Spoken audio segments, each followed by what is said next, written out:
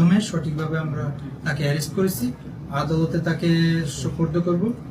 আদালত এরপরে পরবর্তী সিদ্ধান্ত নেবে। আমরা তাকে জিজ্ঞাসাবাদের জন্য রিমান্ডের প্রেয়ার দিব।